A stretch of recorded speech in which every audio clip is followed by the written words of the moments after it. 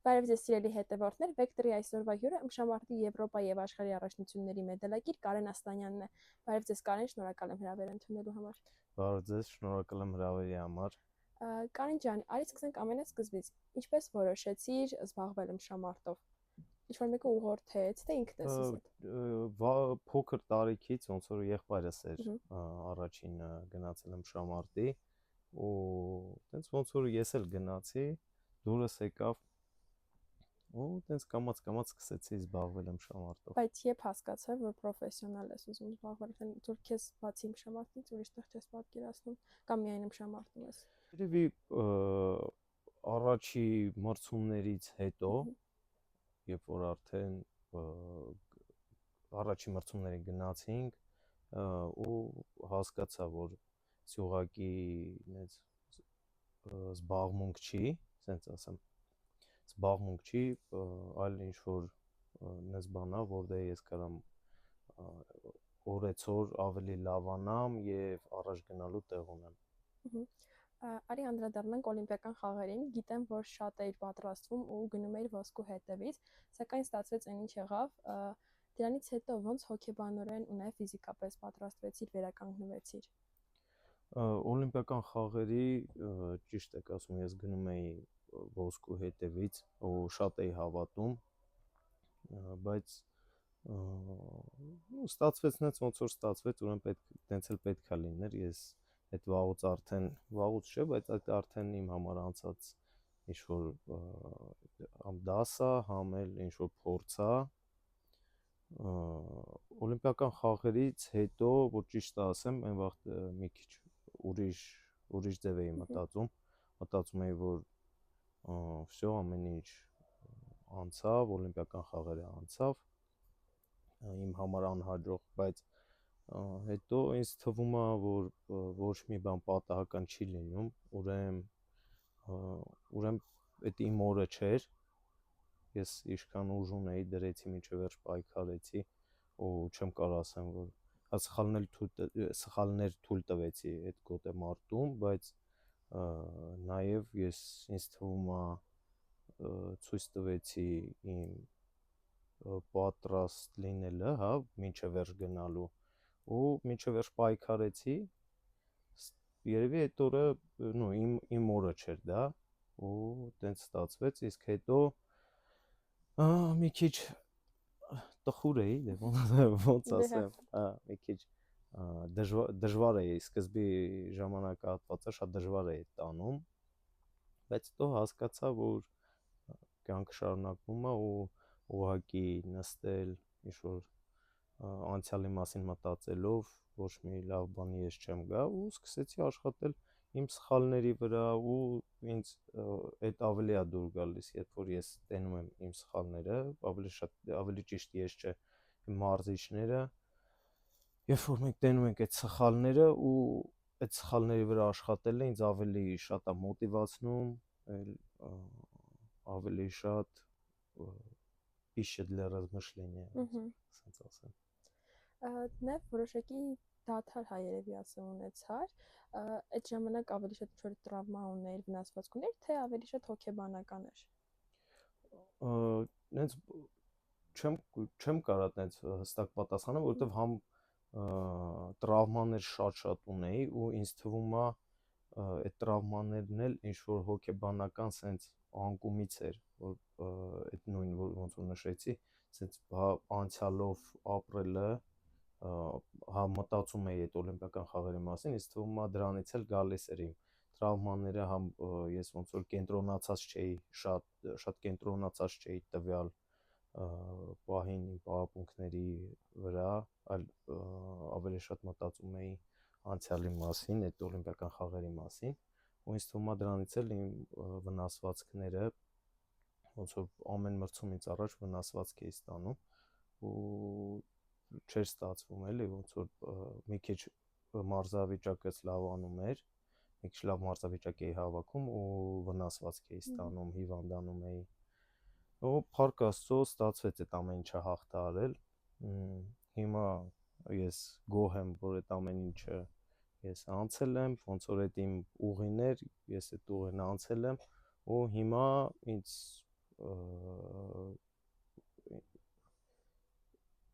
ես ինձ սենց ասեմ լավ եմ զգում, որ ունեմ ինչ-որ տեղ մտածելու միշտ ավելի լավանալու։ Կարին չեմ կարող չհարցնել Եվրոպայի վերջին առաջնության մասին, որտեղ 1/4-ում պարտվեցիր, սակայն ուսամարտի երկրպագուների մոտ սա մեծ քննարկման առիթ դարձավ, որովհետև մեծ մասում ասում էին, որ հաղթանակը քոնն էր, դու ինչ կասես դրա մասին։ Ես կասեմ, ես չեմ կարող ասեմ, որ հաղթանակը իմն էր, որովհետև ես թույլ տվեցի այդ ինչ-որ տակտիկական սխալներ։ Էլի, պետք է նշեմ, որ չխնայեցի իմ ուժերը, ինչքան այդ պահին ինչ կարում էի արեցի, ու մինչև վերջել գոտեմարտում էի, բայց թույլ տվեցի ինչ-որ տակտիկական սխալ, որը հետո մենք մեր դահլիճում իմ մարզիչների հետ այդ ամեն ինչը նայել ենք ու հասկացել ենք, թե կարային ես ավելի շատ մտածում եմ իմ ավելի շատ լավանալու մասին, որ իմ բաց թողումները շտկելու մասին, ու երևի ճիշտ չեմ գտնում մտածել ինչ-որ մրցավարական բաների մասին, այն հանգամանքների մասին, որը ինձ խանգարեցին, ինչը ինձանից կախված չի։ Իմ կարծիքով ես պետք է հասնեմ այն վիճակի, որ ուղղակի առիթ չտամ ինչ-որ այդ գոտեմարտի ելքը որոշելու ուրիշ մարդկանց։ Իսկ այդ պահին, երբ որ օրինակ միավոր եք կորցնում գորգում, ինչ ես զգում։ Դե այդ պահին ոնց որ էմոցիաներ շատ երևի դա գալիս է հաղթելու մեծ ցանկությունից, ու դա էլ կարա պատճառ լինի ինչ-որ սխալ մարտավարության եւ սխալ գործողությունների այդ պահին էլի, ու դրա համար պետքա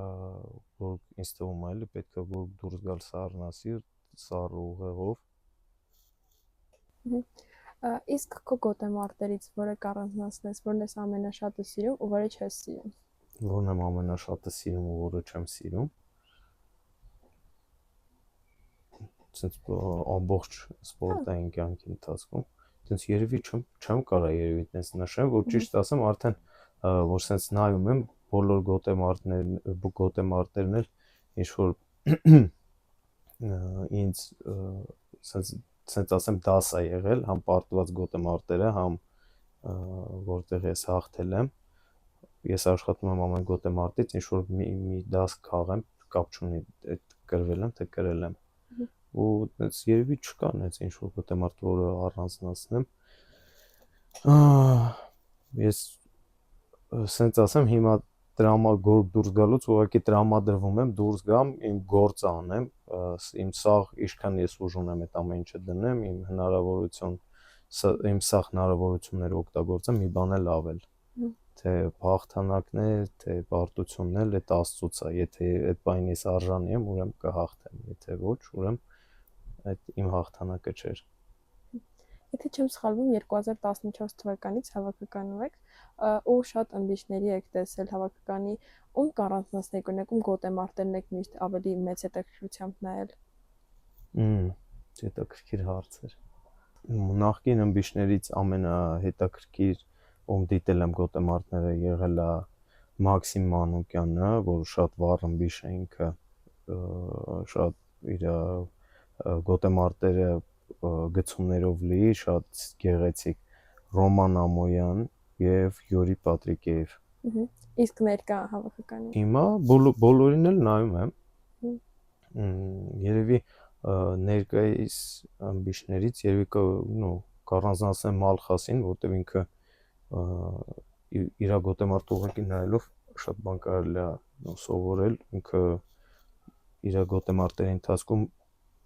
մինիմում սխալները, այսինքն սխալ թույլ չի տալիս, ոնց որ տենում ենք,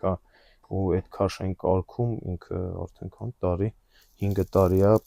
ոնց որ պահում է այդ բլանկեն, դա շատ դժվար է հաշվի առնելով այդ իր քաշային կարգը, ու ինձ թվում է Մալխասի գոտե մարտերը նայելով կարելի է շատ բան սովորել։ Մնացած մեր սաղ տղաներն էլ հետաքրքիր են, հա, հետաքրքիր են գոտե մարտում մեկին նայում ես ինչ որ մի բան քո համար առանձնացնելու, մեկին նայում ես, որովհետև գիտես, որ ինքը մինչև վերջ պայքարող է, մնացածին էլ, նու սաղին էլ նայում ես ուղղակի, որովհետև ուզում ես իրանք հաղթեն, ու այդ պահին էլ ինչով կարում ես իրանց օգնում ես, ինչ որ այդ պահին ոգևորելով, բալետ անելով, սենց ասեմ։ Կողքից այդ տպավորությունն անկյաց, որ հավաքականում շատ ընկերական միջավայր է։ Հա, դե ըմբշամարտի հավաքականում միշտ ընկերական է, նու մեր հավաքականում միշտ ընկերական միջավայր է։ Ես տենց դեպք չեմ էլ հիշում էլի, որ ըմբշամարտի հավաքականում ինչ որ տենց իրար սենց խումբ, սենց ինչ որ բաներ լինի, չգիտեմ։ Կարեն, իսկ ինչպիսին է Կարենը ըմբշամարտից դուրս, ինչով է սիրում զբաղվել։ Վերջացավ առաջնությունը, ինչ ես անում։ Հիմնականում նենց ես հետաքրքիր առօրյա չունեմ ինձ թվում, հա։ Սիրում եմ նենց ավելի շատ եւի PlayStation խաղալ, քաղաքից դուրս գնալ, ընկերների հետ։ Օրինակ այսօր պետքա Սլավիկի հետ գնանք մաֆիա խաղալու։ Այսօր պետքա Սլավիկի հետ, տենց էլ ինչ ստացվի, նենց աշխատում եմ մի բանով, նենց հետաքրքիր մի բանով զբաղվեմ էլի։ Եվ վերջում ինչ նպատակներ ունեք, թե հիմա հետագա արդեն տարիներում ըմբշամարտում։ Ըմբշամարտում պետք չեմ կարող ասեմ, սենց ժամանակը ցույց կտա։ Ես հիմա կենտրոնացած եմ իմ վրա, իմ պարապմունքներին, որ ոնց որ նշեցի, ինձ հիմա դուր է գալիս այս process-ը, որ ես հիմա մոտիվացված եմ, աշխատելու շատ տեղ ունեմ ու այդ ինձ ավելի շատ է սենց ուժ տալի, էներգիա տալի